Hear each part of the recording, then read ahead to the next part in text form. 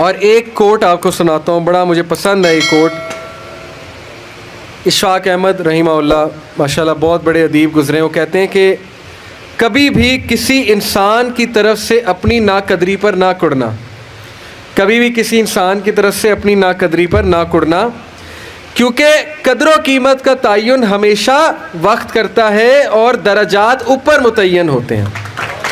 ये बात याद रखें, दराजात ऊपर मुतय्यन होते हैं। अगर इंसानी रवैयों में उलझोगे तो ज़िंदगी भर उलझ कर रह जाओगे। बस ऐब और गैब के जानने वाले के साथ अपने मामलात सुलझाए रखो, सारी उलझने और मसाइल दूर हो जाएंगे। क्या बात है जी। लोगों के रवैयों में मत उलझें, अल्लाह पे तवक्कल रखें, उसके साथ मामलात सुलझाएं, यकीन करें उसके साथ मामलात सुलझाएं। एक शख्स इमाम गज़ाली के पास आया, उसने कहा जी मुझे ये मसला है। उन्होंने कहा इस्तग़फ़ार कर। बड़ा हैरान हुआ, कहता है मैं आपको मसला बता रहा हूँ, आप कह रहे इस्तग़फ़ार, कहते इस्तग़फ़ार कर। एक और मसला लेकर आया, कहते इस्तग़फ़ार कर। एक और शख्स ने कोई मसला प्रेजेंट किया महफिल में, कहते इस्तग़फ़ार कर। तो बाद में एक उनके दोस्त से पूछा कि हर बंदे को इस्तग़फ़ार, उसका मसला और है, उसका मसला और है, उसका मसला और है। तो कहते तुमने सूरह नूह नहीं पढ़ी?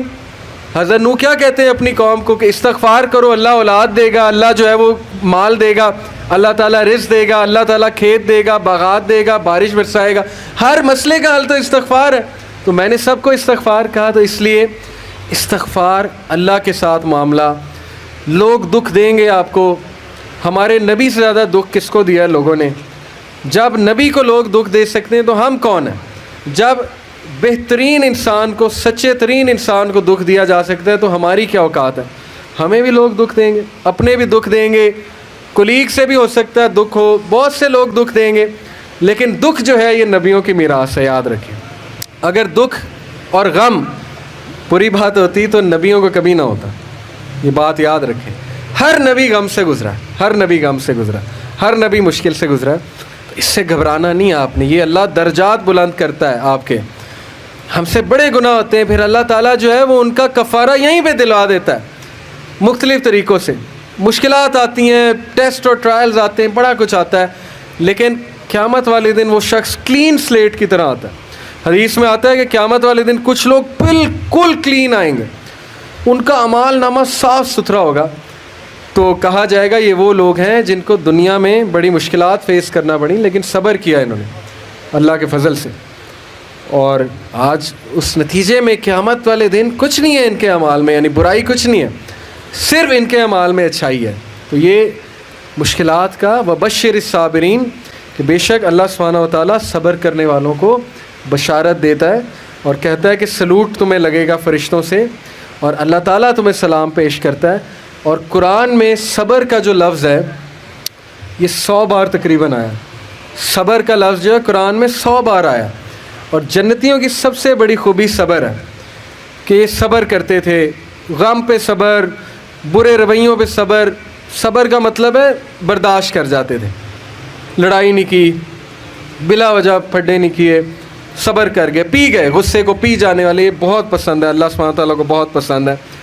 और आखिरी जो चीज़ मैं आपको देना चाहता हूँ, ये हदीस, जब आपको कोई मसला है ना, इसको इंशाल्लाह अपने सामने रखना है। बाय द वे ये रिकॉर्ड भी हो रही है और ये रिकॉर्डिंग आपको दी जाएगी ताकि इंशाल्लाह फ्यूचर में आपको मदद करें ये बातें। अमर बिन अल-आस एक बहुत ही जय्यद सहाबी गुज़रे हैं, मिस्र के गवर्नर हैं, हज़रत उमर के दौर में मिस्र के गवर्नर थे। तो अमर बिन अल-आस से एक सहाबी कहता है, जब वो गवर्नर हैं रसूलुल्लाह सल्लल्लाहु अलैहि वसल्लम की, ज़ाहिर है इस दुनिया से पर्दा फरमाने के बाद अमर बिन अल-आस जब गवर्नर बने हज़रत उमर के दौर में, तो अमर बिन अल-आस से एक सहाबी ने कहा कि मैंने नबी सल्लल्लाहु अलैहि वसल्लम से सुना है कि रूमी क़यामत के नज़दीक गलबा पा जाएंगे, और आज ऐसे ही है। रूमी से मुराद ये क्रिश्चियन है, तो आज आप देखें यूरोपियंस काफ़ी गलबा पा गए। तो अमर बिन अल-आस मुस्कराए, उन्होंने कहा कि मुझे समझ है क्यों पा जाएंगे। तो बड़ा हैरान हुए, कहते क्यों?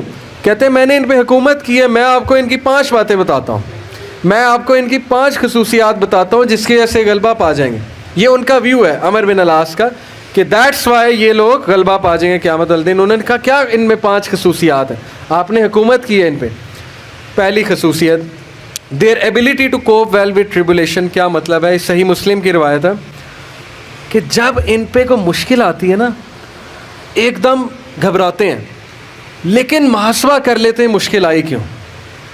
कोसते नहीं रहते किस्मत को, हाय मैं मर गया, हाय मैं लुट गया, मेरी किस्मत बर्बाद हो गई। नहीं, मुश्किल आई, घबराए, उसके बाद बैठे सोचा आई क्यों थी, हमारी वजह से आई थी, कहीं मेरा रवैया तो गलत नहीं है, कहीं मेरे से कोई खता तो नहीं हुई, कहीं सबसे पहले किसके बारे में सोचना है, अपने बारे में, कि यार मेरी क्या गलती थी, मेरी, ये सबसे पहले उंगली इधर होनी चाहिए, उसके बाद उंगली वहाँ होनी चाहिए। अच्छा हालात में तो नहीं कोई मसला, मेरी स्ट्रेटजी तो कोई गलत नहीं थी, कहीं किसी को मैंने गलत दोस्त तो नहीं बना लिया, कहीं मैंने ज़िंदगी में कोई गलत राजदान तो नहीं बना लिया, वगैरह वगैरह। सबसे पहले उंगली अपनी तरफ, उसके बाद सोचना है बाहर।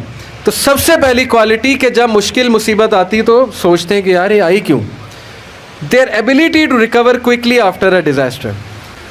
और जब ठोकर पड़ती है तो रिकवरी जल्दी है, रिकवर हो जाते हैं, रिकवरी जल्दी है। यानी मैं आपको मिसाल देता हूँ, इंटरव्यू में कोई फेल हो गया, मिसाल है, नहीं हुआ उसका टेस्ट पास।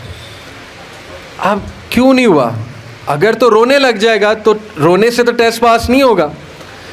सोचे क्यों नहीं हुआ, मेरे वेट में कमी थी, क्या मसला क्या था, या इंस्ट्रक्टर्स से कोई कमी कुताही हुई, क्या हुआ है, ये पहली बात। दूसरी बात, रिकवर करें, फिर दें, रिकवरी मारे ना, सिर्फ हाथ में हाथ धरे तो नहीं बैठे रहना। तीसरी बात, their ability to attack again after retreat. जब मैदान जंग से भाग जाते हैं, खड़े नहीं रहते बेवकूफ़ों की तरह, भाग जाते हैं, जब मार्के में देखें नुकसान हो रहा है भाग जाते हैं, ये भी अक्लमंदी है, यकीन करें, इसमें कोई वो नहीं है कि बंदा डरपोक हो गया। जब नज़र आ रहा है कि वेपन्स की ज़्यादा ज़रूरत है ये वो, तो सलाहुद्दीन अय्यूबी ने भी यही किया था, पता है आपको।